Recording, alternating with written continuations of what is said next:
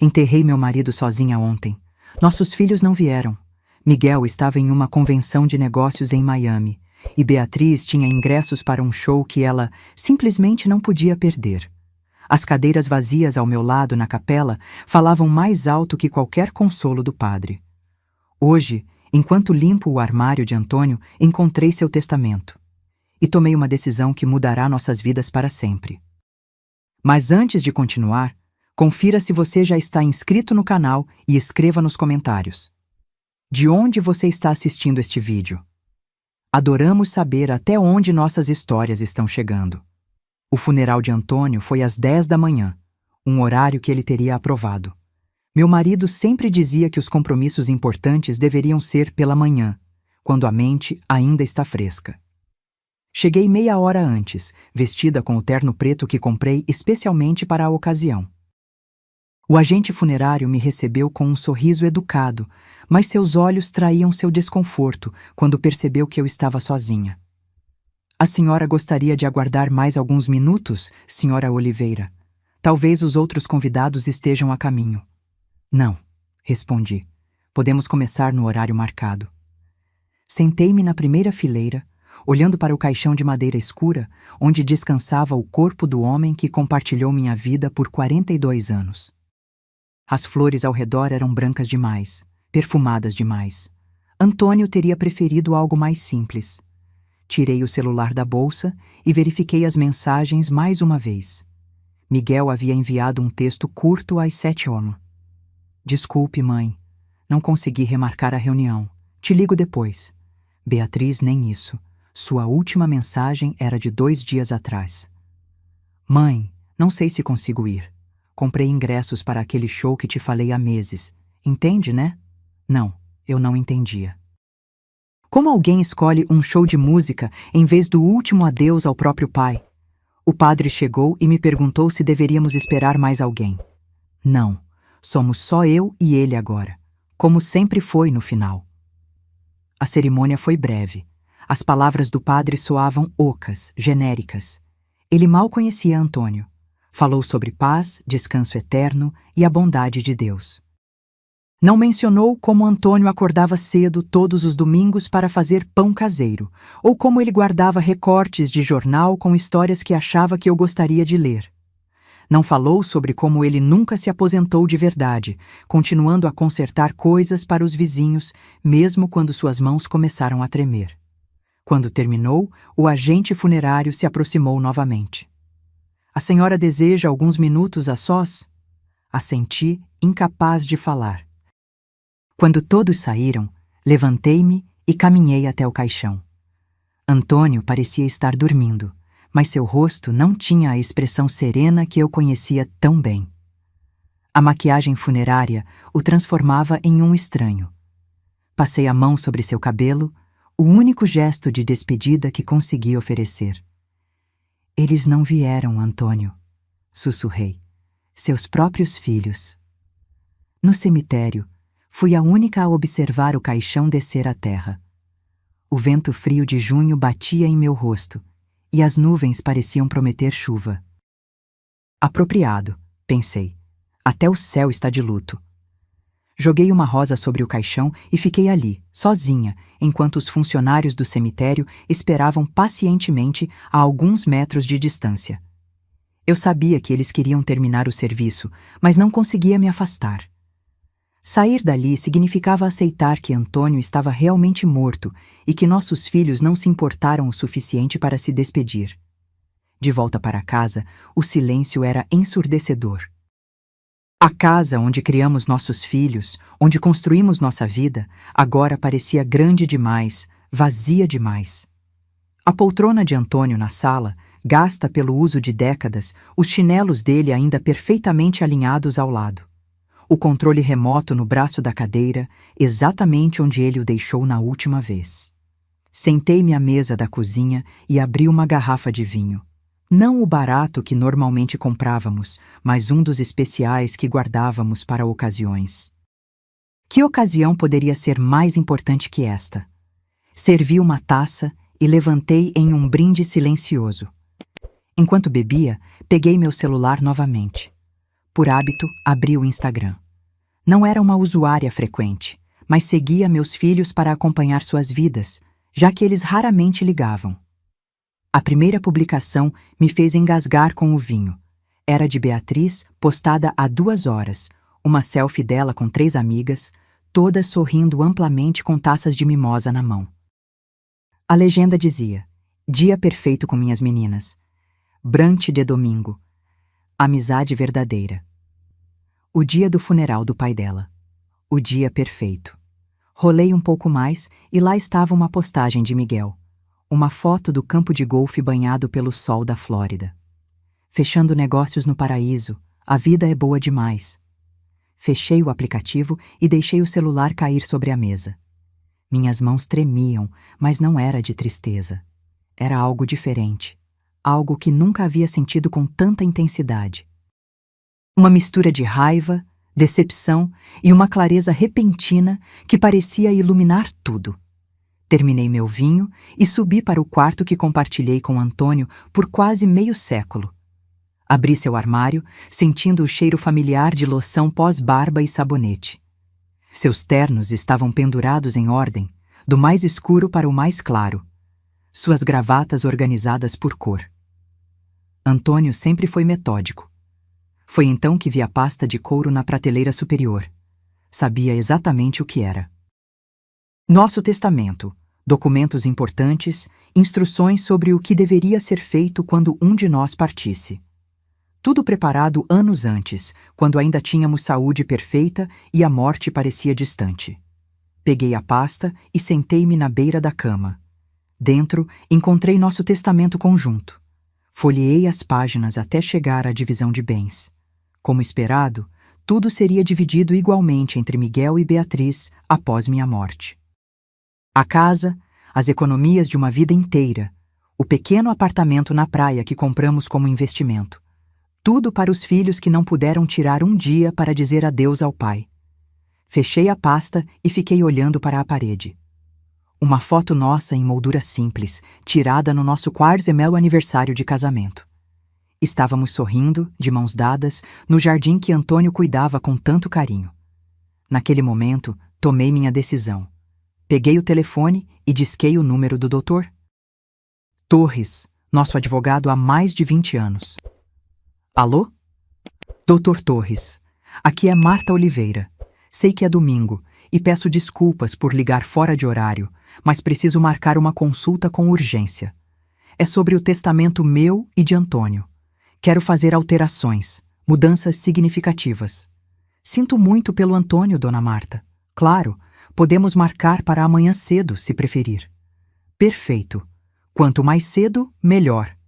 Desliguei o telefone sentindo uma estranha sensação de calma. Pela primeira vez desde que Antônio recebeu o diagnóstico terminal, 6 meses atrás, eu sabia exatamente o que fazer. Na manhã seguinte, o escritório do Dr. Torres exalava um cheiro de livros antigos e madeira polida. Ele me recebeu com um abraço contido, condolências formais que dispensei com um aceno. Não estava ali para consolo, mas para negócios. Então, dona Marta, quais mudanças gostaria de fazer no testamento? Sentei-me ereta na cadeira de couro, mãos firmes sobre a bolsa no colo. Quero remover Miguel e Beatriz como beneficiários, completamente. Seus olhos se arregalaram por um segundo, mas ele rapidamente recuperou a compostura profissional. Compreendo. E gostaria de nomear novos beneficiários? Sim. Quero deixar tudo para meu neto Lucas, filho da Beatriz. Ele tem 19 anos agora. É o único que me visita regularmente sem que eu tenha que pedir. Dr. Torres assentiu, fazendo anotações. Podemos estabelecer um fundo fiduciário para ele. Isso garantirá que os bens sejam protegidos e que ele não tenha acesso irrestrito até ter maturidade suficiente. Perfeito. E quero estruturar de forma que nem Miguel nem Beatriz possam contestar ou ter qualquer acesso. Isso é possível, mas preciso perguntar. Tem certeza disso, dona Marta? Trata-se de uma decisão significativa. Olhei-o nos olhos, sem hesitação. Enterrei meu marido sozinha, Dr. Torres. Meus filhos estavam muito ocupados com brunches e reuniões de negócios para comparecer ao funeral do próprio pai. Então sim, tenho absoluta certeza. Ele não fez mais perguntas. Passamos a próxima hora revisando documentos, discutindo termos legais, assegurando que minha vontade fosse inequivocamente registrada. Vou preparar os documentos finais. A senhora pode voltar na quarta-feira para assiná-los? Estarei aqui. Ao sair do escritório, senti o sol de inverno no rosto. Era fraco, mas presente. Decidi caminhar um pouco antes de voltar para casa. Passei por uma cafeteria onde Antônio e eu costumávamos tomar café nas manhãs de sábado. Entrei, pedi um cappuccino e sentei-me junto à janela. Enquanto observava as pessoas passarem, refleti sobre o que acabara de fazer. Não sentia culpa ou arrependimento, apenas uma estranha sensação de libertação. Por décadas, minha vida girara em torno dos meus filhos, depois do meu marido doente. Agora, pela primeira vez, estava tomando uma decisão apenas por mim. Meu celular tocou. Era Miguel. Oi, mãe. Como você está? A pergunta soou tão casual, como se fosse apenas mais um dia comum, não o dia seguinte ao funeral do pai dele. Estou viva, respondi secamente. Um momento de silêncio. Olha, mãe, eu sinto muito por não ter conseguido ir ontem. Você não imagina como foi difícil para mim também. Difícil enquanto jogava golfe na Flórida? Outro silêncio, mais longo. Como você... Vi suas fotos no Instagram, Miguel. Você e a Beatriz, muito ocupados para o funeral, mas não para golfe e brunch. Mãe, não é justo. Essa viagem estava planejada há meses. Era uma oportunidade única para a empresa. Você sabe como as coisas são complicadas para mim agora. Sim, sei exatamente como as coisas são complicadas. Tomei um gole do meu café. Seu pai também sabia. Foi ele quem pagou sua faculdade, quem te emprestou dinheiro quando seu primeiro negócio falhou. Quem reformou a sua primeira casa para você economizar. Mãe, por favor. Preciso desligar, Miguel. Estou ocupada. Encerrei a chamada e bloqueei o telefone. Quase imediatamente ele tocou novamente. Beatriz. Rejeitei a ligação. Alguns segundos depois, uma mensagem. Mãe, o Miguel me ligou. Estamos preocupados com você. Podemos conversar? Não respondi. Terminei meu café, paguei a conta e saí. O ar frio era revigorante, quase purificador. Em casa, decidi fazer algo que não fazia há muito tempo. Comecei a limpar o escritório de Antônio. Não apenas organizar ou tirar o pó, mas realmente examinar cada item, decidir o que manter, o que doar, o que jogar fora. Na terceira gaveta da escrivaninha, encontrei uma caixa de sapatos cheia de recibos. Minha curiosidade foi despertada. Sentei-me no chão e comecei a examiná-los. O primeiro maço era de cheques que havíamos feito para Miguel ao longo dos anos, um de 50.000 colares para capital inicial de sua empresa. Outro de 30.000 reais para a reforma da casa, mais 25.000 reais para ajudá-lo quando perdeu o emprego. Cada valor vinha com uma nota anexada, na letra meticulosa de Antônio. Empréstimo para Miguel, Startup 2008, ou Ajuda Financeira, Reforma Casa Miguel 2012. O segundo maço era para Beatriz, 40.000 reais para o casamento dela, 15.000 reais para ajudar quando ela se divorciou. 8.000 reais para um tratamento dentário de Lucas que o plano de saúde não cobriu. Ao todo, os recibos somavam centenas de milhares de reais. Dinheiro que nunca foi devolvido, que sempre foi dado sob o pretexto de família se ajuda. Dinheiro de nosso suado trabalho de décadas, das horas extras de Antônio na fábrica, dos bolos que eu vendia nos fins de semana para complementar a renda. O mais revelador não eram os valores, mas os padrões, a frequência com que eles ligavam quando precisavam de algo. A rapidez com que desapareciam depois de receber ajuda. As promessas de visitas que raramente se concretizavam. Guardei os recibos de volta na caixa e a coloquei sobre a mesa. Evidência tangível de décadas de generosidade unilateral. Continuei a limpar, encontrando mais lembranças. Fotos antigas das crianças, cartões do Dia dos Pais feitos à mão, os últimos de mais de 20 anos atrás.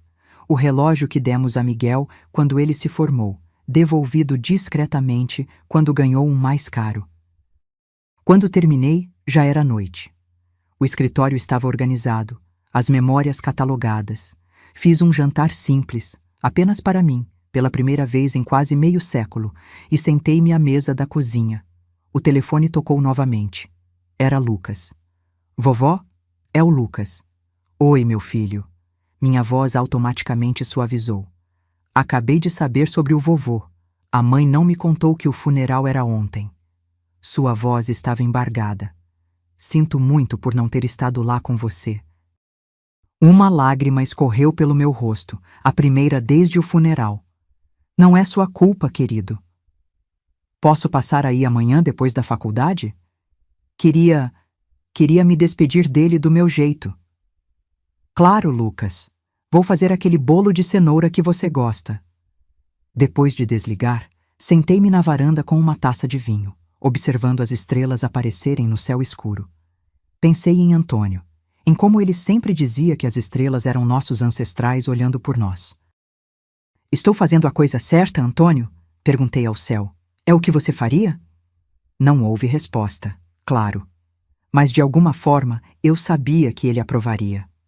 Antônio sempre valorizou mais as ações do que as palavras, a lealdade mais do que as promessas. Lucas era o único que demonstrava essas qualidades agora. Fui dormir naquela noite com uma sensação de paz que não sentia desde antes da doença de Antônio. A cama ainda parecia grande demais, o quarto vazio demais, mas eu tinha um plano. E pela primeira vez em muito tempo, estava tomando as rédeas da minha própria vida. Lucas chegou na tarde seguinte, carregando um pequeno buquê de margaridas, as favoritas de Antônio. Observei-o pela janela enquanto ele se aproximava da porta, seu andar lento, ombros ligeiramente curvados. Ele não tinha a postura imponente do pai, nem a beleza chamativa da mãe. Era um rapaz quieto, com olhos gentis que lembravam os de Antônio.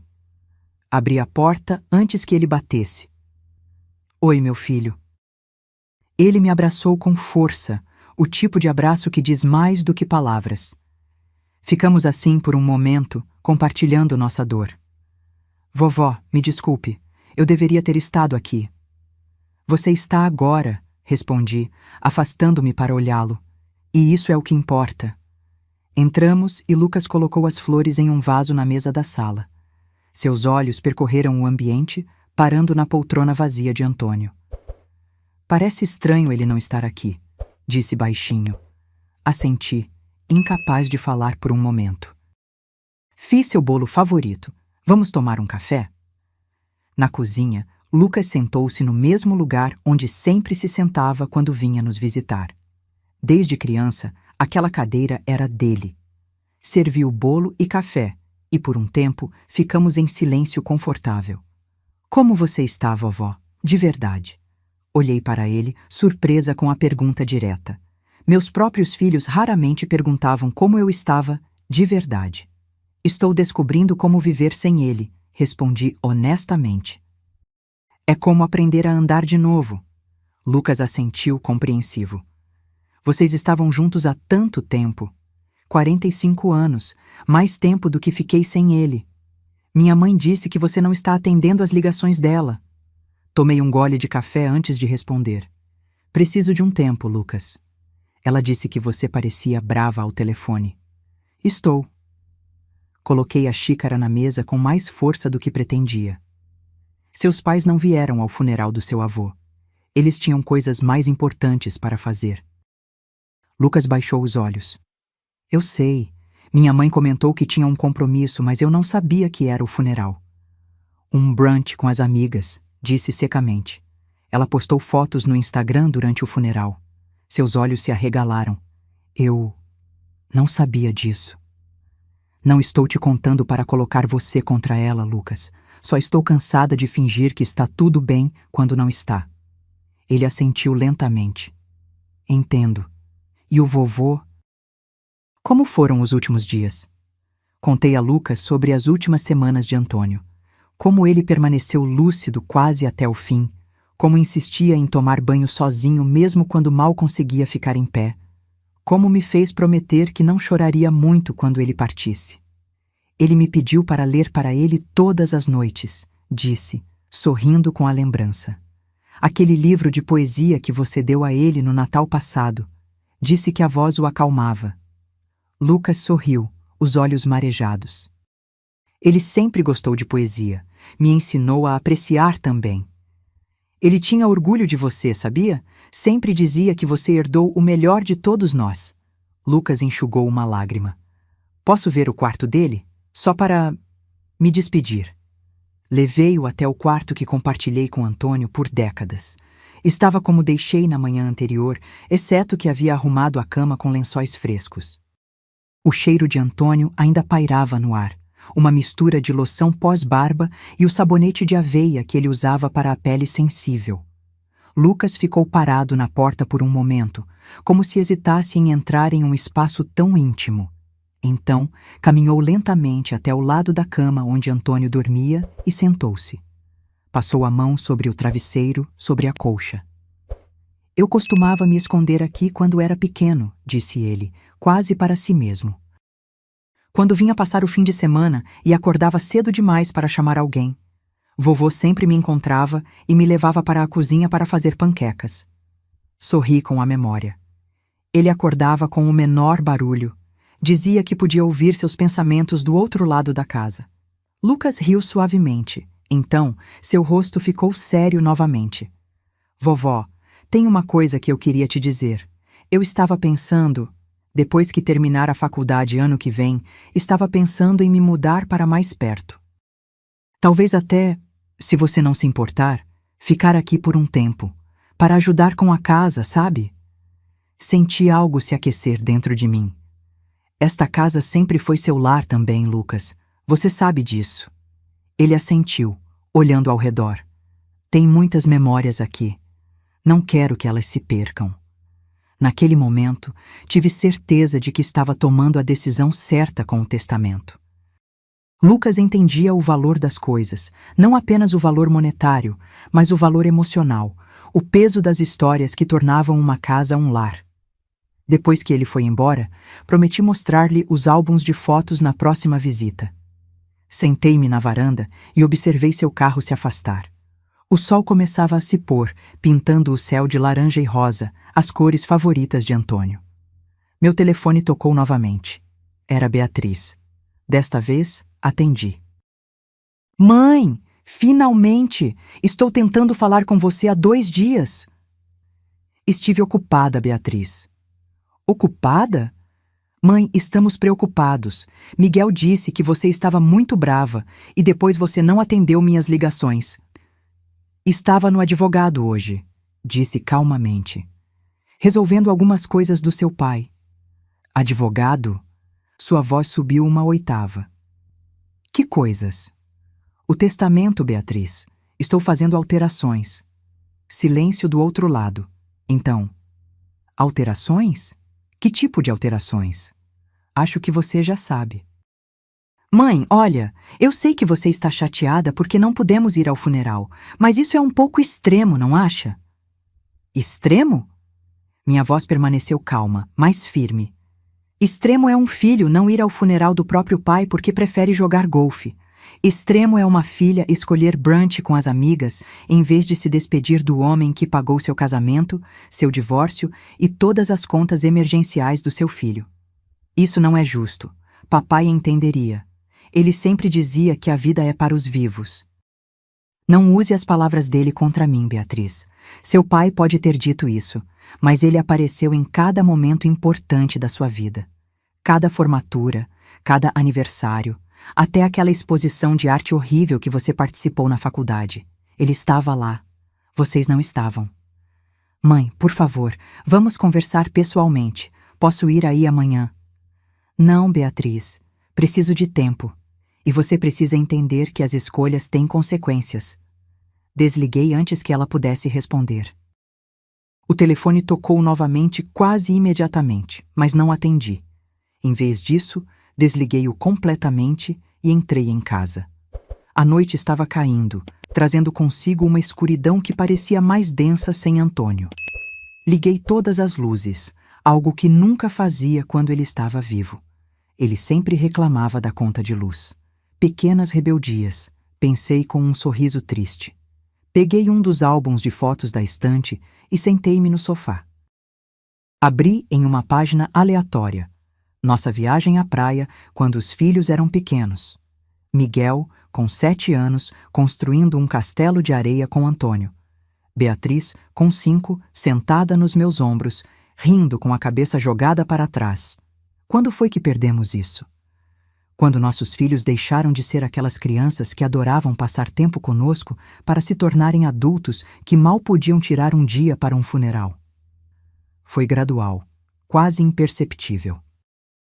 Uma visita cancelada aqui, uma ligação não retornada ali, até que nossa comunicação se resumia a pedidos de ajuda financeira e cartões de aniversário comprados às pressas. Fechei o álbum e o coloquei de lado. O passado era o passado. Agora eu precisava olhar para o futuro, meu futuro. Pela primeira vez em décadas, teria que pensar apenas em mim mesma.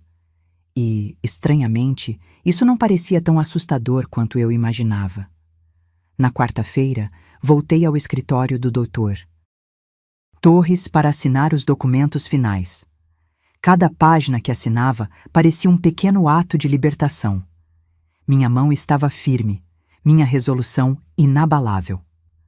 Dona Marta, disse Dr. Torres quando terminamos, estes documentos estão agora oficialmente registrados.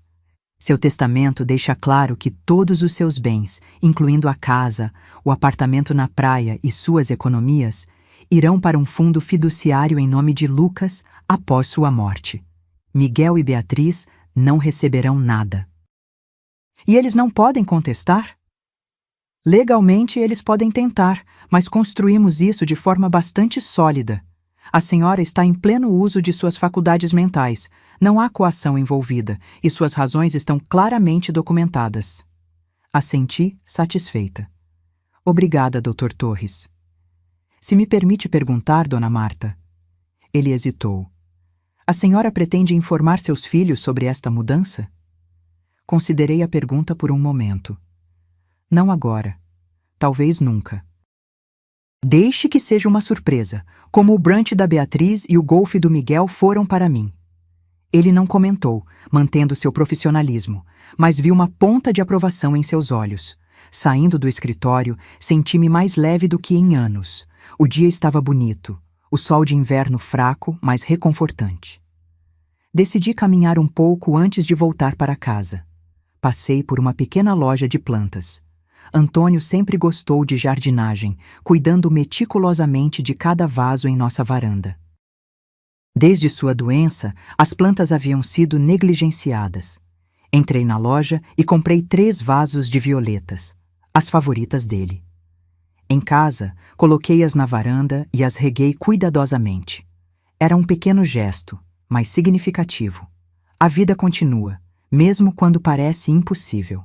O telefone tocou novamente. Miguel. Mãe, precisamos conversar. A Beatriz me disse que você está mudando o testamento. Bom dia para você também, Miguel. Mãe, por favor, isso é sério. O que exatamente você está planejando? Não é da sua conta, Miguel. Não ainda. Como assim não é da minha conta? Estamos falando do patrimônio da nossa família. Estamos falando do que eu e seu pai construímos com nosso trabalho. O patrimônio que vocês sempre viram como garantido. Isso é injusto. Sempre respeitamos você e o pai. Respeito? Minha voz se elevou. Você chama de respeito não aparecer no funeral? Não ligar durante as últimas semanas dele? Só aparecer quando precisava de dinheiro ou ajuda? Mãe, você não pode julgar nossa relação com o pai baseado em um único evento. Não é um único evento, Miguel. É um padrão de anos. Vocês dois sempre tiveram outras prioridades. Agora, eu também tenho as minhas. E quais são elas? Nos punir? Não, Miguel. reconhecer quem realmente se importa. Lucas, ele disse, a voz fria. Você está deixando tudo para ele, não é? Não respondi. Ele é apenas um garoto, mãe.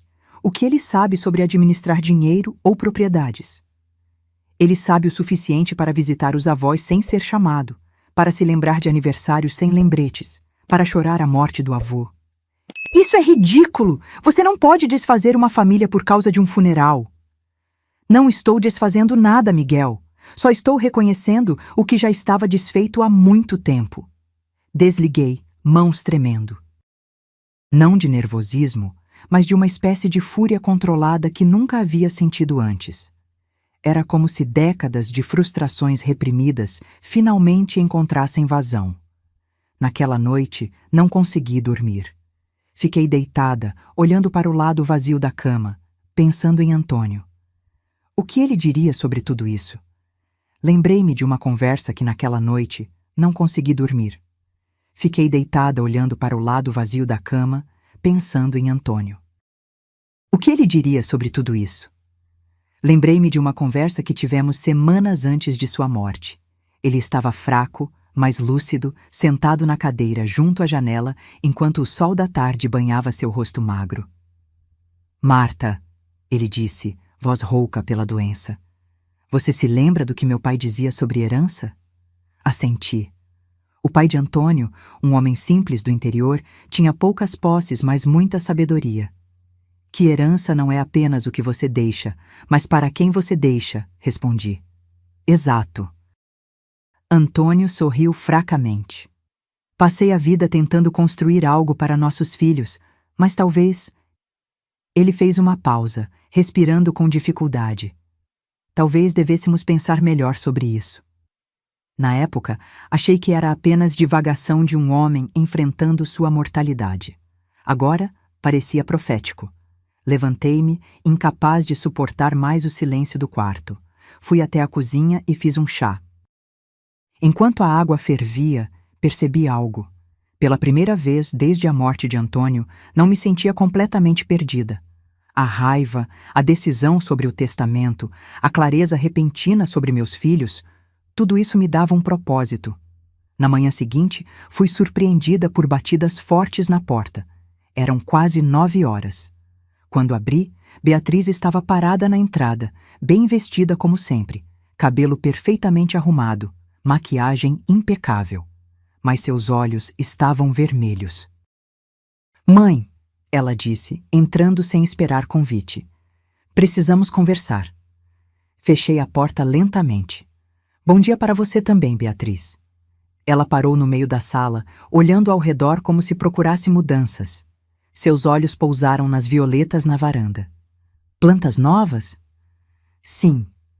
Papai teria gostado, ela disse em uma tentativa óbvia de estabelecer conexão. Sim, ele teria, respondi simplesmente, mantendo distância emocional. Beatriz suspirou e sentou-se no sofá. Mãe, o Miguel me contou sobre a conversa de vocês, sobre o testamento. Imaginei que sim.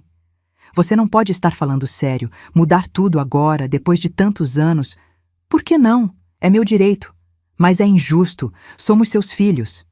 E o que isso significa exatamente, Beatriz? Ter o mesmo sangue? Porque ultimamente parece que só significa aparecer quando precisam de algo. Ela recuou como se tivesse sido esbofeteada. Isso é horrível, mãe. Nós te amamos, sempre amamos você e o pai. Amor são ações, Beatriz. Não palavras, não intenções, ações.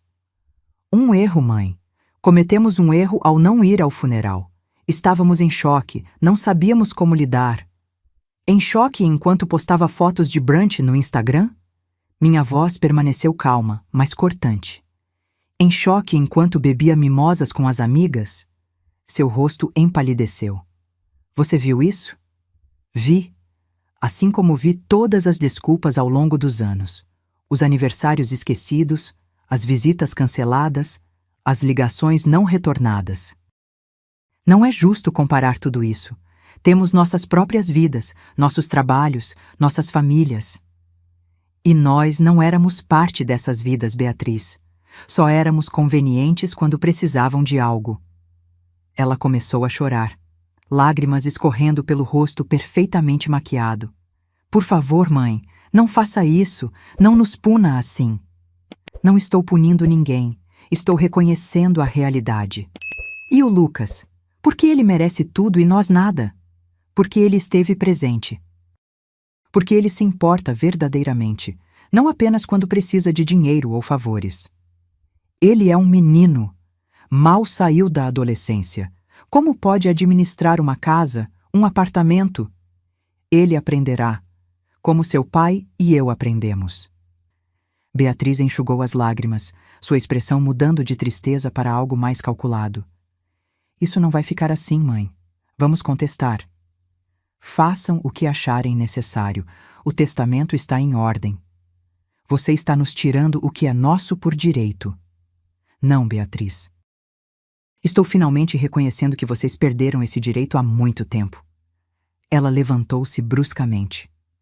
Isso é sobre dinheiro para você? Porque podemos te ajudar financeiramente. Se for isso... Ri, um som seco e sem humor. Vocês realmente não entendem, não é? Nunca foi sobre dinheiro. Era sobre respeito, sobre reconhecimento, sobre amor verdadeiro. E vocês falharam nesses quesitos muito antes do funeral. Beatriz pegou a bolsa, mãos tremendo. Você vai se arrepender disso, mãe. Quando estiver sozinha, sem ninguém para te ajudar, vai perceber o erro que cometeu. Já estou sozinha, Beatriz. Estive sozinha durante o funeral do seu pai e, de alguma forma, sobrevivi. Ela saiu batendo a porta. Fiquei parada no meio da sala, respirando profundamente. Não havia lágrimas, não havia arrependimento. Apenas uma estranha sensação de paz, como se um peso enorme tivesse sido removido dos meus ombros. Naquela tarde, Sônia, minha vizinha há mais de 30 anos, veio me visitar. Ela trouxe uma torta caseira e seu característico sorriso acolhedor. Como você está, Marta? Perguntou, sentando-se comigo na varanda. Estou diferente, respondi honestamente. Nem melhor nem pior, apenas diferente. Ela assentiu, compreensiva. A Beatriz esteve aqui hoje. Vi o carro dela. Sim. Não parecia feliz quando saiu. Não estava. Sônia me conhecia bem demais para fazer perguntas diretas. Em vez disso, cortou 2 pedaços de torta e me entregou um.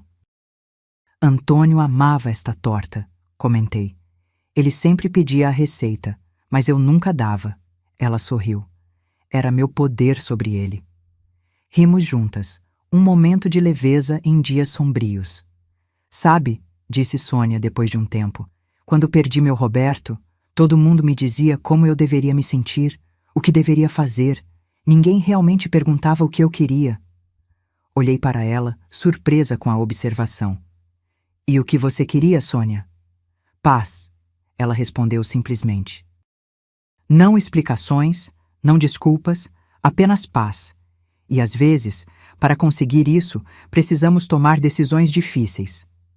Assenti lentamente, sentindo que ela entendia exatamente o que eu estava passando sem que eu precisasse explicar. Os filhos acham que têm direito a tudo, continuou ela. Seu tempo, seu dinheiro, sua casa. Mas esquecem que você é uma pessoa, não apenas uma mãe. Exatamente, sussurrei. Então, ela sorriu novamente. O que Marta, a pessoa, quer agora? A pergunta me pegou de surpresa. O que eu queria? Após décadas colocando as necessidades de outros à frente das minhas, mal conseguia responder. Acho que quero redescobrir quem sou sem o Antônio. Quero paz, como você disse. Quero acordar sem o peso de expectativas que nunca são correspondidas. Sônia assentiu. Então é isso que você deve buscar. E não se desculpe por isso. Quando ela foi embora, fiquei na varanda observando o pôr do sol. As violetas já pareciam mais vibrantes após apenas um dia. Pequenas mudanças, novos começos. Entrei e olhei ao redor da casa, vendo-a com novos olhos. Esta não era apenas a casa que compartilhei com Antônio ou onde criei meus filhos. era a minha casa agora. E pela primeira vez, me permiti pensar no futuro, não como a viúva de Antônio ou a mãe de Miguel e Beatriz, mas como Marta, apenas Marta. Uma semana se passou sem notícias de Miguel ou Beatriz. O silêncio deles não me surpreendeu nem me incomodou. Na verdade, era quase um alívio não ter que gerenciar suas emoções além das minhas. Lucas, por outro lado, ligava todos os dias. Breves conversas, nada forçado, apenas para saber como eu estava. Ele não mencionou seus pais, e eu não perguntei. Algumas feridas precisam de tempo para cicatrizar, se é que cicatrizariam. No domingo de manhã, decidi fazer algo que não fazia há anos. Peguei a caixa de pinturas no armário do corredor, soprei a poeira acumulada e a levei para a varanda. Antes de conhecer Antônio, antes dos filhos, antes de tudo, eu pintava. Nada profissional, apenas aquarelas simples que me davam prazer. Como tantas outras coisas, abandonei essa paixão quando as responsabilidades da vida adulta tomaram conta. Ocasionalmente, ao longo dos anos, pegava os pincéis novamente, mas sempre havia algo mais urgente para fazer. Um filho doente, uma conta a pagar, uma casa para limpar. Agora, com todo o tempo do mundo, redescobri o prazer de misturar cores, de observar a água e o pigmento dançarem no papel. Comecei com algo simples. As violetas na varanda, suas pétalas delicadas contra o fundo verde. Estava tão absorta em minha pintura que não percebi a chegada de um carro até ouvir a porta bater. Olhei para cima e vi Miguel caminhando em direção à casa. Não Beatriz desta vez, mas meu filho, normalmente tão ocupado que mal conseguia ligar. Não me movi da varanda, continuando a pintar como se não o tivesse visto. Ele subiu os degraus lentamente, parando a alguns metros de distância. "Mãe", disse ele, formal demais. "Não sabia que ainda pintava." "Há muitas coisas sobre mim que você não sabe, Miguel." Ele suspirou e sentou-se na cadeira ao lado, sem convite. "Podemos conversar como adultos?" Coloquei o pincel no pote de água. "Estou ouvindo." "Consulte outro advogado, mãe. O Dr. Torres sempre foi tendencioso, sempre favoreceu o lado do pai. Você precisa de uma segunda opinião sobre esse testamento." "Não preciso de uma segunda opinião, Miguel. Sei exatamente o que estou fazendo." "Você está com raiva. Entendo isso. Nós decepcionamos você e o pai. Mas esta não é a forma de resolver as coisas." "Não estou tentando resolver nada. Estou apenas garantindo que meus bens vão para alguém que valoriza mais do que seu valor monetário." Ele franziu a testa. "O que isso significa?" "Significa que Lucas vê esta casa como lar, não como propriedade.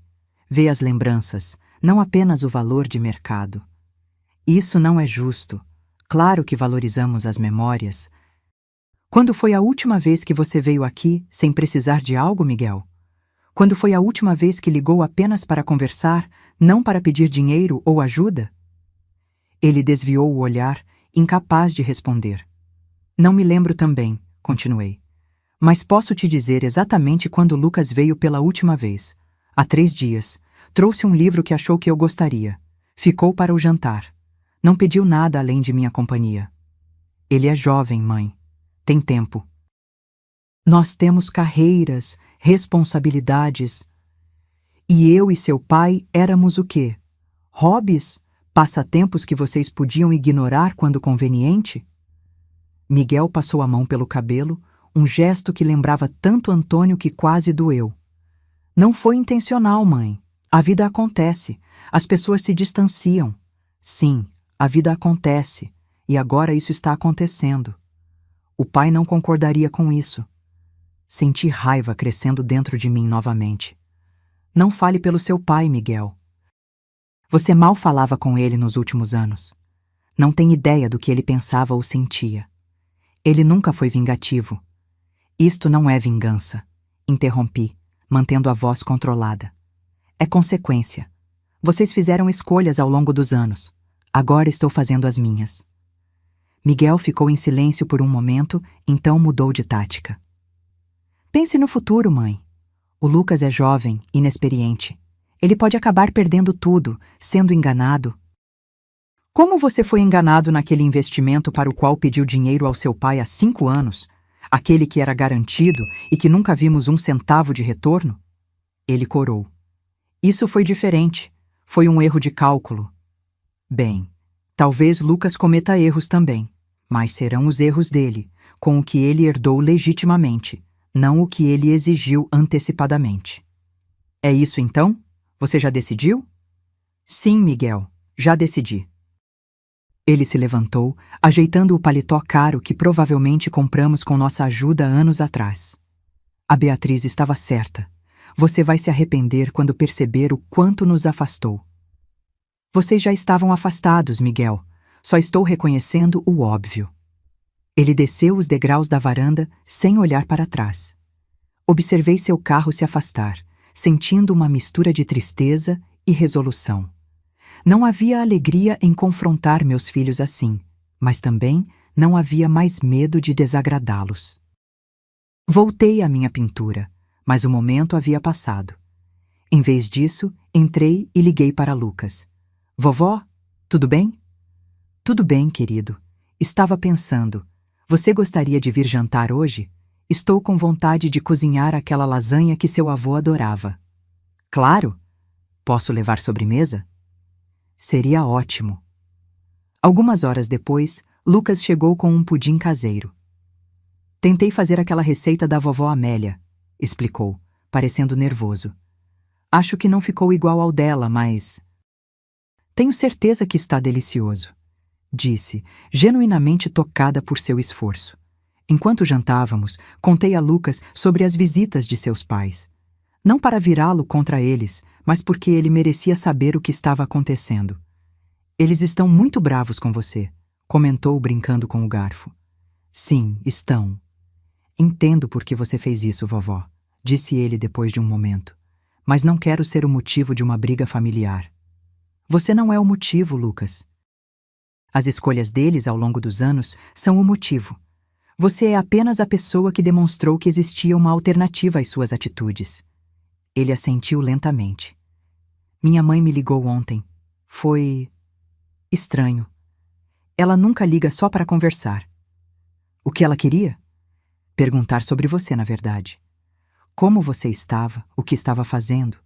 Depois começou a falar sobre quanto eles sempre fizeram por você e o vovô, como vocês eram importantes. E o que você disse? A verdade. Que eles deveriam ter dito isso ao vovô enquanto ele ainda estava vivo. Sorri tristemente. Lucas sempre foi direto, mesmo quando criança.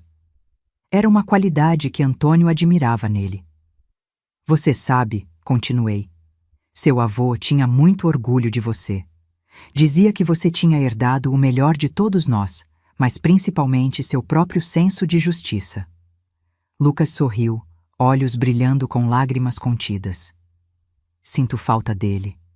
Eu também, querido, todos os dias. Depois que ele foi embora, sentei-me na sala com uma xícara de chá, olhando para a poltrona vazia de Antônio. Era estranho como sua ausência às vezes parecia mais presente do que sua presença nos últimos anos, quando a doença o consumia lentamente. Pensei em nossa vida juntos, nas alegrias e tristezas, nas dificuldades e triunfos. Antônio e eu crescemos juntos, nos transformamos juntos. Não éramos perfeitos, tivemos nossas brigas, nossas diferenças, mas no final, sempre estávamos lá um para o outro. Era isso que mais doía na ausência dos meus filhos no funeral. Não o desrespeito a mim, mas a ele.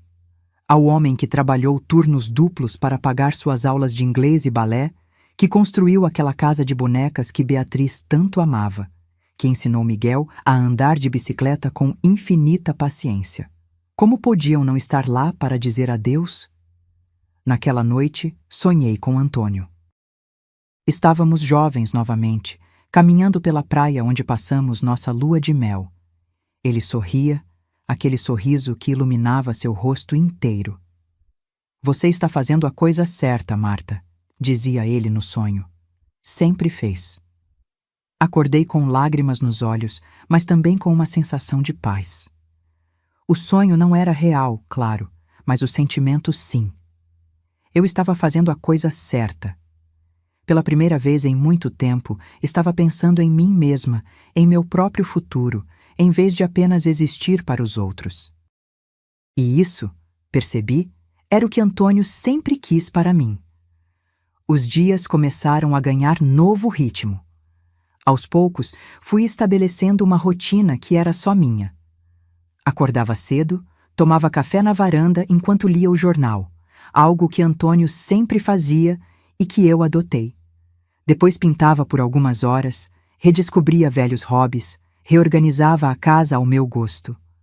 A ausência de Miguel e Beatriz permanecia, mas se tornava menos dolorosa a cada dia. Não porque os amasse menos, mas porque finalmente entendia que não podia controlar suas escolhas ou forçá-los a dar o que não estavam dispostos a dar. Lucas vinha me visitar regularmente, algumas vezes trazendo trabalhos da faculdade para fazer na mesa da cozinha enquanto eu cozinhava ou organizava algo. Era uma presença tranquila, não invasiva. Ele não tentava preencher o espaço de Antônio, apenas criava seu próprio espaço na casa e na minha vida. Sônia também se tornou uma presença mais constante. Começamos a caminhar juntas pela manhã, duas viúvas enfrentando uma nova fase da vida. Às vezes conversávamos sobre nossos maridos, às vezes sobre filhos, mais frequentemente sobre nós mesmas, nossos sonhos antigos, nossos novos planos. Sempre quis conhecer o norte da Itália, comentou ela durante uma de nossas caminhadas. Roberto prometeu me levar quando se aposentasse, mas então veio o diagnóstico. Antônio e eu tínhamos planos para Portugal, respondi. Ele queria conhecer a aldeia onde os avós nasceram. E por que não vamos? Perguntou ela de repente. Nós duas? No próximo ano, talvez? A ideia me pegou de surpresa, mas quanto mais pensava, mais atraente parecia. Você está falando sério? Completamente. Estamos vivas, Marta. Temos saúde, algum dinheiro guardado. Por que não? Por que não de fato? A ideia de viajar sem Antônio teria parecido impensável meses atrás. Agora parecia possível. Não para esquecer ou substituir nossas memórias, mas para criar novas. Vou pensar sobre isso, prometi, e realmente o fiz. Em casa, peguei o envelope de documentos de viagem que Antônio havia começado a organizar antes de adoecer. Mapas, artigos sobre pequenas aldeias portuguesas, até um livro para aprender frases básicas em português. Ele havia planejado tudo com seu cuidado meticuloso. Folheando aqueles documentos, não sentia a dor esmagadora que esperava. Em vez disso, senti uma espécie de continuidade, como se pudesse levar adiante algo que ele valorizava. Meu telefone tocou, interrompendo meus pensamentos. Era um número desconhecido. Alô? Senhora Oliveira, aqui é Mariana Souza, da empresa Souza em Filhos Incorporadora. Franzi a testa confusa. Sim? Estamos interessados em discutir uma possível proposta para sua propriedade na Rua das Acácias. Demorei um momento para processar. Era meu endereço. Minha casa não está à venda, respondi firmemente. Entendo, senhora. Mas gostaríamos de apresentar uma oferta que acredito ser muito atrativa. Estamos desenvolvendo um novo condomínio naquela área e sua propriedade é estratégica para nossos planos. Como conseguiu meu número? Perguntei, súbita desconfiança crescendo. Uma pausa. Foi indicado por um conhecido comum, Miguel Oliveira. Senti como se tivesse levado um soco no estômago. Meu próprio filho havia dado meu contato a incorporadores imobiliários? Sem meu consentimento? Sinto muito, não tenho interesse. Por favor, não me ligue novamente. Desliguei antes que ela pudesse responder. Minutos depois, o telefone tocou novamente. Era Miguel. Mãe, a Mariana da Souza em Filhos te ligou? Sim, Miguel. Como você pôde? Mãe, escuta, eles estão oferecendo um valor incrível pela casa, muito acima do mercado. Você poderia comprar um apartamento menor, mais fácil de manter, e ainda sobraria dinheiro para você e a Beatriz dividirem? Completei, a raiva crescendo. Não é assim. Estou pensando em você. Aquela casa é grande demais, dá muito trabalho, tem escadas. Não é adequada para alguém da sua idade. Minha idade, repeti lentamente. Eu tenho 68 anos, Miguel, não 98. E esta casa foi construída pelo seu pai. Cada centímetro dela tem nossa história. História não paga contas, mãe. Seja prática. Este é um bom negócio. Não, Miguel. Este é você tentando conseguir sua parte da herança antecipadamente, já que sabe que não vai receber nada depois. Silêncio do outro lado da linha. Como você pôde? Continuei, a voz tremendo não de fraqueza, mas de raiva. Como pôde tentar vender a casa do seu pai pelas minhas costas, menos de 2 meses após sua morte? Não é assim. É exatamente assim. E isto só confirma que tomei a decisão certa sobre o testamento. Mãe. Não me ligue novamente, Miguel. Não até que esteja pronto para se desculpar sinceramente. Não só comigo, mas com a memória do seu pai. Desliguei, mãos tremendo. Sentei-me pesadamente no sofá, tentando processar o que acabara de descobrir. Havia ingenuidade da minha parte, percebi. Achei que eles estavam bravos porque eu mudara o testamento, porque escolhera Lucas, mas era mais básico que isso. Eles queriam o dinheiro, a propriedade, os bens materiais. Não as memórias, não o legado emocional, não o respeito pelo que construímos. Apenas os ativos financeiros. A dor dessa realização era aguda, mas também libertadora. Confirmava, além de qualquer dúvida, que minha decisão fora correta. Liguei para Dr. Torres. Dona Marta, como posso ajudá-la? Preciso adicionar uma cláusula ao testamento. Quero garantir que minha casa não possa ser vendida por pelo menos 10 anos após minha morte. Quero que permaneça na família, que seja usada, vivida, não apenas convertida em dinheiro. Podemos fazer isso. Quer que eu prepare os documentos para assinar amanhã? Por favor. E Dr. Torres, tem como garantir que Miguel e Beatriz não possam me colocar como incapaz? Tenho medo que tentem assumir minhas finanças antes que eu parta. Vou preparar uma documentação completa, atestando sua sanidade mental atual. Também posso sugerir que faça exames médicos regulares para documentar sua capacidade. E podemos designar o Lucas como seu representante legal, caso ocorra algo que a impeça de tomar decisões. Sim, por favor. Todos esses passos. Após desligar, senti-me estranhamente calma. Havia algo libertador em encarar a realidade por completo, sem ilusões. Miguel e Beatriz não eram monstros, apenas pessoas egoístas que viam a família como uma fonte de recursos, não de amor. E eu não precisava mais fingir que era diferente. Na tarde seguinte, Lucas apareceu sem avisar. Parecia perturbado. Vovó, o que está acontecendo? Minha mãe me ligou chorando, dizendo que você está sendo manipulada, que está doente. Suspirei. Entre, querido. Temos muito o que conversar. Levei-o para a varanda e contei tudo. O testamento, as reações de Miguel e Beatriz, a tentativa de Miguel de vender a casa sem meu conhecimento. Eles acham que estou ficando senil, concluí. Que não posso tomar minhas próprias decisões. Isso é ridículo. Você está mais lúcida que todos nós juntos. Eles estão desesperados, Lucas. E pessoas desesperadas fazem coisas desesperadas. Ele parecia genuinamente perturbado. O que posso fazer para ajudar? Apenas continue sendo você mesmo. É tudo que preciso. Ele assentiu, então hesitou. Vovó, tem uma coisa. Não queria contar, mas acho que você deveria saber. Minha mãe me ofereceu dinheiro para te convencer a mudar de ideia sobre o testamento. Senti como se todo o ar tivesse sido sugado dos meus pulmões. Quanto? 20% do valor da casa e do apartamento na praia. Disse que seria meu adiantamento da herança. Balancei a cabeça incrédula. E o que você disse? Disse que ela deveria ter vergonha de si mesma, que o vovô ficaria enojado. Lágrimas brotaram em meus olhos. Sinto muito que você tenha sido colocado no meio disso. Não sinta. Não foi você quem me colocou aqui.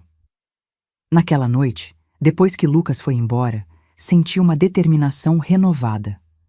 Não permitiria que tentassem me diminuir ou me fazer duvidar da minha própria mente. Não deixaria que destruíssem o que Antônio e eu construímos apenas por ganância. Peguei um álbum de fotos e comecei a percorrer as páginas lentamente. Fotos antigas dos primeiros anos de casamento. Miguel bebê nos braços de Antônio. Beatriz em seu primeiro dia de aula. Férias na praia, aniversários, formaturas. Por muito tempo vivi pelas memórias, pela ilusão da família que fomos um dia. Agora, finalmente, estava pronta para viver pelo presente e pelo futuro que ainda podia construir para mim mesma. O outono chegou trazendo dias mais curtos e noites mais frias. 6 meses haviam se passado desde a morte de Antônio, e embora a dor de sua ausência nunca desaparecesse completamente, havia aprendido a conviver com ela. Não mais como um peso esmagador, mas como uma presença constante, quase reconfortante. A situação com Miguel e Beatriz permanecia tensa. Após a descoberta da tentativa de vender minha casa, cortei comunicação direta com eles. Tudo passava por Dr. Torres agora, uma precaução que ele mesmo sugeriu. Ainda recebia ocasionalmente mensagens de texto, variando de súplicas emocionais a acusações veladas de insanidade. Não respondia a nenhuma. Lucas continuava presente, uma constante em minha nova vida. Ele havia começado seu último ano na faculdade de engenharia e frequentemente trazia projetos e trabalhos para fazer em minha casa. Penso melhor aqui, dizia. É mais tranquilo que o dormitório. Eu suspeitava que era mais sua forma de me fazer companhia sem parecer óbvio, mas apreciava o gesto. Em uma tarde de sábado particularmente bonita, Lucas apareceu com um pacote grande e desajeitado nos braços. O que é isso? Perguntei curiosa. Um presente. Ele sorriu, colocando o pacote no chão da varanda. Abra. Desembrulhei cuidadosamente o pacote e encontrei uma pintura emoldurada.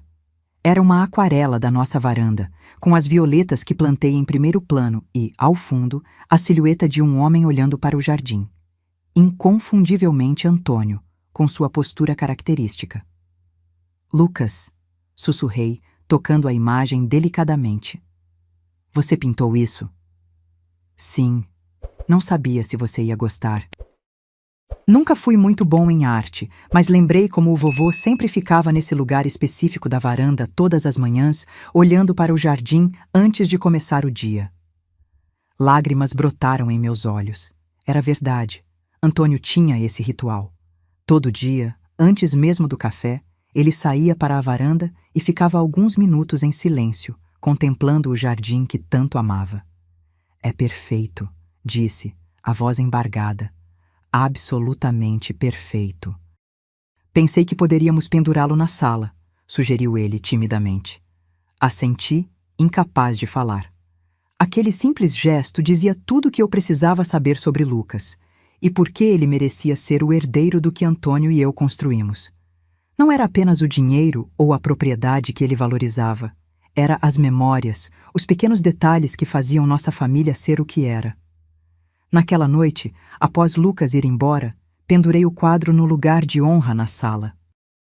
Sentei-me no sofá e fiquei olhando para ele por um longo tempo, lembrando-me de todas as manhãs em que observei Antônio naquela exata posição, seu ritual silencioso de gratidão pelo novo dia. No dia seguinte, recebi um envelope formal do escritório do Dr. Torres. Dentro, havia uma notificação de que Miguel e Beatriz haviam oficialmente contestado minha capacidade mental e estavam solicitando uma avaliação judicial para determinação de curatela. Em termos simples, eles estavam tentando me declarar incapaz de tomar minhas próprias decisões. Meu primeiro impulso foi raiva, uma fúria ardente que me fez querer ligar para eles e dizer coisas que nunca poderia retirar. Mas respirei fundo e liguei para Dr. Torres. Já estou ciente, Dona Marta. Recebi a notificação esta manhã. O que eles podem fazer? Legalmente? Sem evidências concretas de incapacidade, muito pouco. Tenho todos os documentos que assinamos. Tenho testemunhos de sua lucidez. Temos os exames médicos recentes. Esta é uma tática desesperada. Mesmo assim, Parei, sem palavras para descrever a traição. Eu sei, é doloroso quando vem dos próprios filhos, mas não se preocupe, estamos bem preparados. Após desligar, sentei-me na cozinha, sentindo-me estranhamente calma. Havia algo quase libertador na ideia de que eles finalmente haviam mostrado suas verdadeiras intenções. Não havia mais necessidade de fingir, de manter aparências, de esperar uma reconciliação que nunca viria. Peguei o telefone e liguei para Sônia. Ainda está interessada naquela viagem à Itália? Marta? Claro! O que aconteceu? Nada. Tudo. Percebi que a vida é curta demais para esperar pelo momento perfeito. No dia seguinte, fomos a uma agência de viagens e começamos a planejar nossa viagem para o próximo verão. 2 semanas na Itália para Sônia, seguidas de uma semana em Portugal para mim, para visitar a aldeia dos antepassados de Antônio. Era um plano ousado para 2 viúvas que nunca haviam viajado sozinhas, mas a empolgação superava o medo. Quando saímos da agência, Sônia apertou meu braço gentilmente. Antônio ficaria orgulhoso de você. Acha mesmo? Tenho certeza. Ele sempre dizia que você era mais forte do que pensava. Era verdade. Antônio sempre viu em mim uma força que eu mesma não reconhecia. E agora, finalmente, estava começando a vê-la também. Na semana seguinte, recebi uma convocação oficial para comparecer a uma audiência preliminar sobre a petição de curatela. Dr. Torres me acompanharia, claro, mas ainda assim senti um frio na barriga. A ideia de enfrentar meus filhos em tribunal, de vê-los tentar me declarar incapaz, era quase insuportável.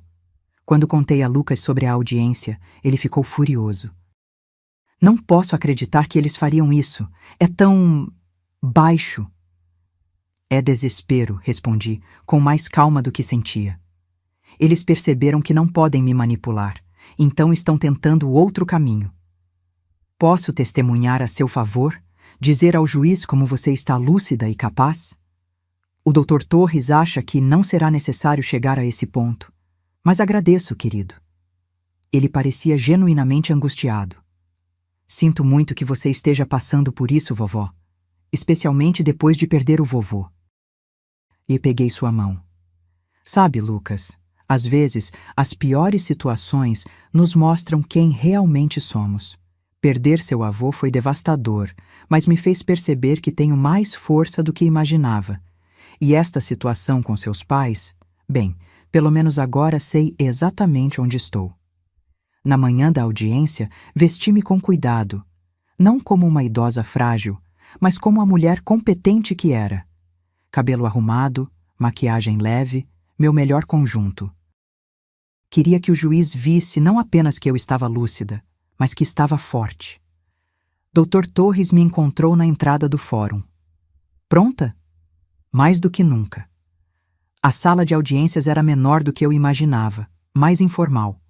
Miguel e Beatriz já estavam lá com seu advogado, um homem jovem de terno caro e expressão confiante. Evitei olhar diretamente para meus filhos, concentrando-me apenas no juiz, um homem de meia idade com olhos atentos e gentis. A audiência começou com as formalidades habituais. O advogado de Miguel e Beatriz apresentou sua argumentação, que eu estava tomando decisões irracionais após a morte de meu marido, que havia mudado drasticamente meu testamento sem motivo aparente, que estava desperdiçando meus recursos com uma viagem internacional. Doutor? Torres então apresentou nossa defesa. Meus exames médicos recentes, declarações de Sônia e outros vizinhos atestando minha capacidade e até mesmo extratos bancários mostrando como sempre administrei nossas finanças de maneira responsável. Meritíssimo, concluiu Dr. Torres. Não estamos diante de uma mulher incapaz, mas de 2 filhos descontentes com as escolhas perfeitamente lúcidas de sua mãe. O juiz assentiu, então se virou para mim. Senhora.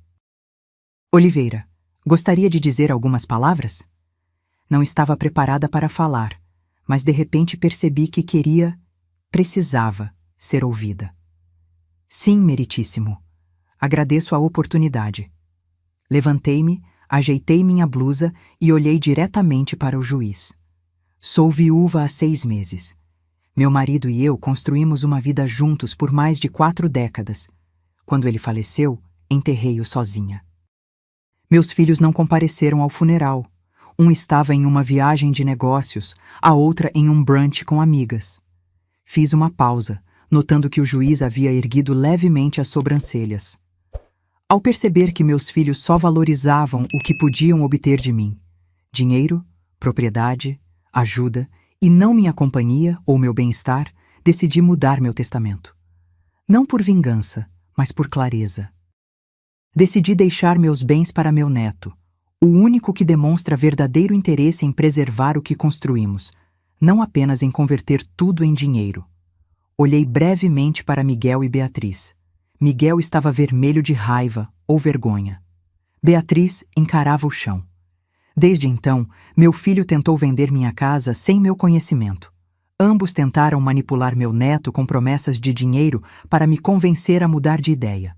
E agora, como última tentativa, querem me declarar incapaz. Não porque eu seja, mas porque sou lúcida demais para ser manipulada. Voltei meu olhar para o juiz. Tenho 68 anos, meritíssimo, não 98. Sou viúva, não incapaz. Estou de luto, não estou senil. E tenho o direito de decidir o que acontece com o que meu marido e eu construímos juntos. Um silêncio pesado tomou conta da sala quando terminei de falar. O juiz me estudou por um longo momento, então assentiu levemente. Agradeço sua franqueza, Sra. Oliveira. Depois de mais algumas formalidades e perguntas, o juiz anunciou que daria sua decisão. Foi rápido e direto. Após considerar todos os documentos e depoimentos apresentados, não encontro absolutamente nenhuma evidência de incapacidade mental ou emocional da Sra. Marta Oliveira. Pelo contrário, ela demonstrou clareza, propósito e razão em suas decisões, mesmo que estas contrariem os interesses dos peticionários. A petição de curatela é negada e determino que a Sra. Oliveira mantenha pleno controle sobre suas decisões financeiras e pessoais. Ele olhou diretamente para Miguel e Beatriz antes de concluir. Aconselho fortemente que respeitem as escolhas de sua mãe, por mais que discordem delas. Quando saímos do tribunal, senti um peso enorme sendo levantado dos meus ombros. Dr. Torres sorriu, satisfeito. Foi exatamente como esperávamos. Eles não tinham caso. Obrigada por tudo, doutor. A senhora foi muito eloquente lá dentro. Impressionante. Sorri, sentindo uma confiança que não experimentava há anos. Apenas disse a verdade. No caminho para casa, decidi fazer um desvio. Pedi ao taxista que parasse em um pequeno parque onde Antônio e eu costumávamos caminhar nos finais de semana. Sentei-me em nosso banco favorito, aquele com vista para o lago, e deixei as emoções do dia finalmente emergirem. Não chorei de tristeza, mas de alívio, de finalidade. Era como se um ciclo tivesse se fechado. A batalha que temia tanto havia acontecido, e eu sobrevivi. Mais que isso, venci. Conseguimos, Antônio, sussurrei para o vento. Protegemos o que construímos. Naquele momento, senti uma paz que não experimentava desde antes da doença de Antônio. Não porque a dor de sua perda houvesse desaparecido, ou porque a mágoa com meus filhos tivesse diminuído, mas porque finalmente havia me encontrado neste novo capítulo da vida. Marta, apenas Marta. Não mais definida apenas como esposa de Antônio ou mãe de Miguel e Beatriz. Uma mulher com seu próprio valor, suas próprias escolhas, seu próprio caminho a seguir. E pela primeira vez, esse caminho não parecia tão assustador. 1 ano se passou. As estações mudaram. A vida seguiu seu curso. A dor da ausência de Antônio tornou-se algo diferente. Não mais um ferimento aberto, mas uma cicatriz que, embora permanente, já não doía ao toque. Viajei para a Itália com Sônia, como planejado. Vimos Florença, Veneza, pequenas aldeias na Toscana que pareciam saídas de pinturas. Em seguida, segui sozinha para Portugal, para a pequena aldeia de onde vinham os avós de Antônio. Chamava-se Aldeia da Serra, um vilarejo minúsculo encravado entre montanhas verdes. Quando cheguei, senti uma estranha familiaridade, como se Antônio estivesse me guiando por ruelas que ele mesmo nunca conheceu. Encontrei primos distantes que nos receberam de braços abertos quando expliquei quem eu era.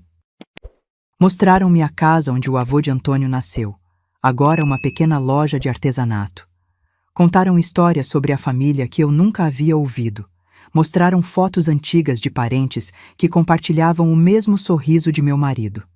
Em uma tarde particularmente clara, subi até o miradouro que oferecia vista para todo o vale. Tirei do bolso um pequeno saquinho com uma porção das cinzas de Antônio que havia guardado especialmente para este momento. Chegamos, meu amor, sussurrei, enquanto o vento gentilmente levava uma parte dele para a terra de seus ancestrais.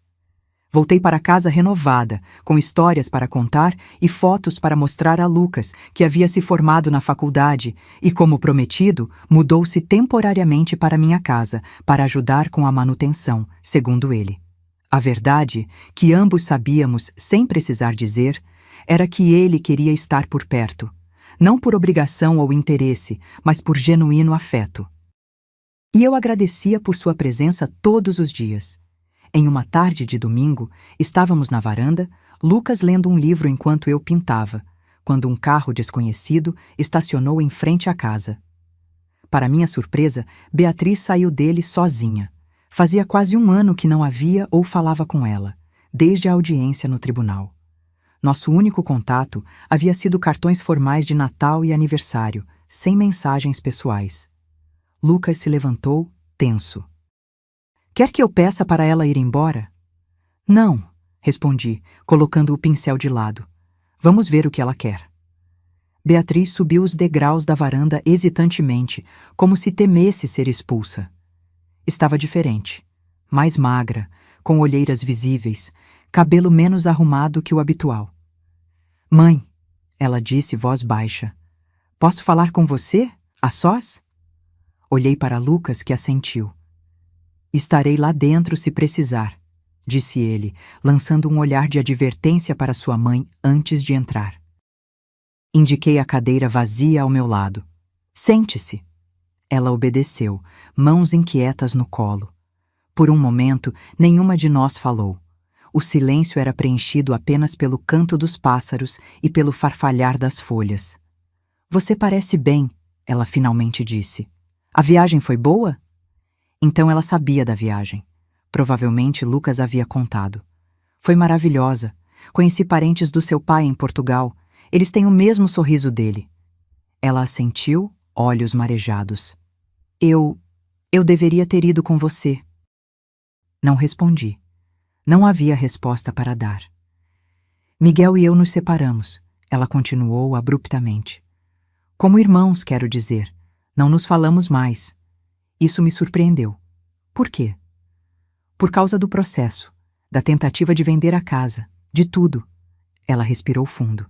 Ele queria continuar, tentar outro ângulo legal. Eu disse que chega, que estávamos apenas nos destruindo. Discutimos feio. Sinto muito, disse. E era verdade. Apesar de tudo, nunca quis ver meus filhos brigando entre si.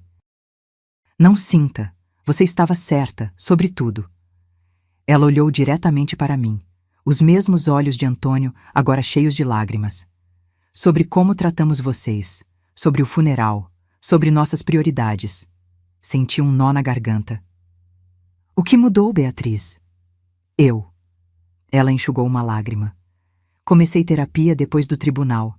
Não queria, achava que não precisava, mas Lucas insistiu. Olhei para a porta da sala, pensando no meu neto, sempre o pacificador.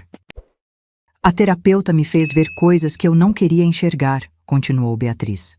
Como eu sempre coloquei coisas materiais, status, aparências à frente do que realmente importa. Como aprendi a ver vocês como recursos, não pessoas.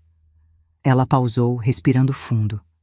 Não estou aqui para pedir nada, mãe. Nem perdão, nem dinheiro, nem para mudar o testamento. Só queria que você soubesse que entendo agora. e que sinto muito, verdadeiramente. Estudei o rosto de minha filha, procurando sinais de manipulação ou falsidade. Não encontrei. Apenas dor genuína, arrependimento real. Seu pai teria gostado de ouvir isso, disse finalmente. Eu sei, ela soluçou. É isso que mais dói, que não posso dizer a ele.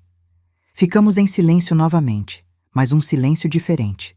Não carregado de ressentimento, mas de uma tristeza compartilhada. Nunca foi sobre o dinheiro, Beatriz, ou a casa. Era sobre respeito. Eu sei. Agora eu sei. Estendi a mão e, pela primeira vez em muito tempo, toquei o rosto da minha filha. O que você quer agora? Ela pareceu surpresa com a pergunta. Só fazer parte da sua vida de novo, se você permitir. Não como era antes, mas de um jeito diferente. Melhor. Não respondi imediatamente. Anos de mágoas não desapareciam com um pedido de desculpas, por mais sincero que fosse. Mas também não queria carregar ressentimento pelo resto da minha vida. Podemos tentar, disse finalmente. Um dia de cada vez. Ela assentiu, grata. É mais do que mereço. Chamei Lucas de volta e os três conversamos até o anoitecer. Não sobre o passado, ainda era cedo demais para isso, mas sobre o presente. Sobre a formatura de Lucas, sobre minha viagem, sobre os novos projetos de Beatriz na escola onde lecionava. Quando ela foi embora, Lucas me abraçou. Você está bem? Estou, respondi, percebendo que era verdade. Não esperava isso. Ela está realmente diferente, vovó. Vem tentando há meses criar coragem para vir falar com você. E Miguel? Lucas balançou a cabeça. Ele ainda está... Bem, ainda é o Miguel. Assenti, compreendendo. Algumas pessoas mudam, outras não.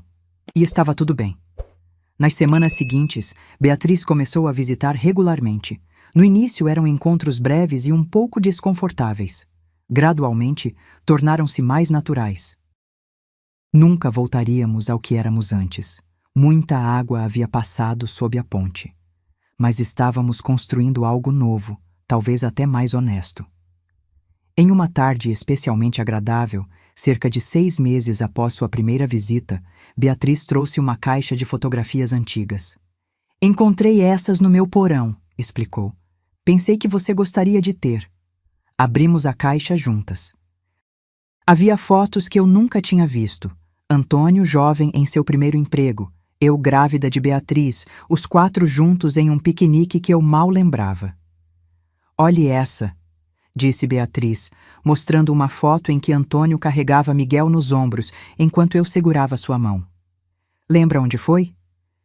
No Parque Municipal, no dia da sua formatura do Jardim de Infância. Respondi, a memória voltando claramente. Seu pai insistiu em comemorar com um piquenique, mesmo com aquele calor terrível. Beatriz sorriu. Ele sempre fazia questão de comemorar cada conquista, por menor que fosse. Sim, ele fazia. Continuamos explorando as fotos, rindo de roupas antiquadas, penteados estranhos, momentos capturados que pareciam pertencer a outra vida. Sabe, disse Beatriz, olhando uma foto em que Antônio consertava seu primeiro carro, acho que nunca agradeci adequadamente por tudo que vocês fizeram por mim. Não precisava agradecer.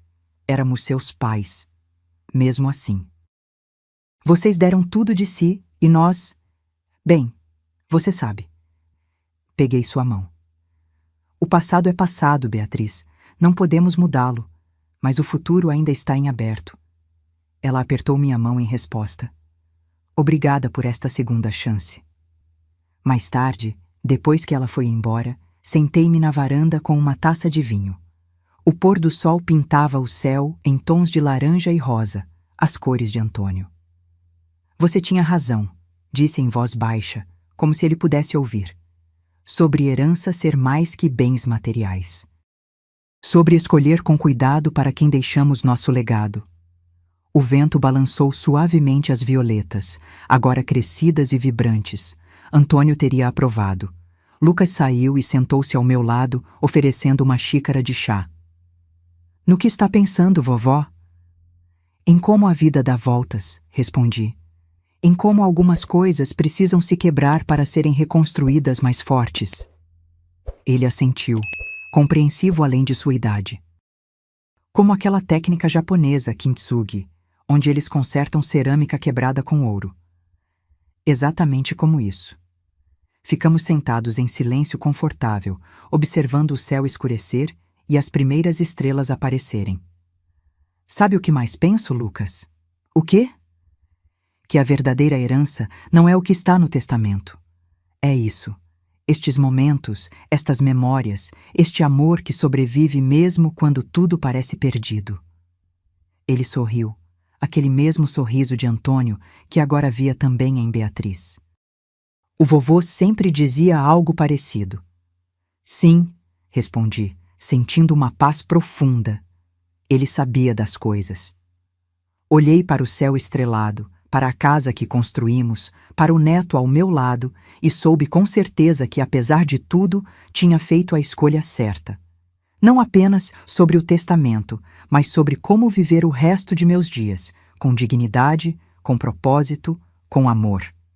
E isso, mais do que qualquer propriedade ou conta bancária, era o verdadeiro legado que Antônio e eu deixaríamos para o mundo. Se você gostou dessa história, clica em se inscrever e me diz nos comentários qual parte te deixou de queixo caído. Ah, e não esqueça de se tornar membro para ter acesso a vídeos exclusivos que não posto aqui. Te espero lá.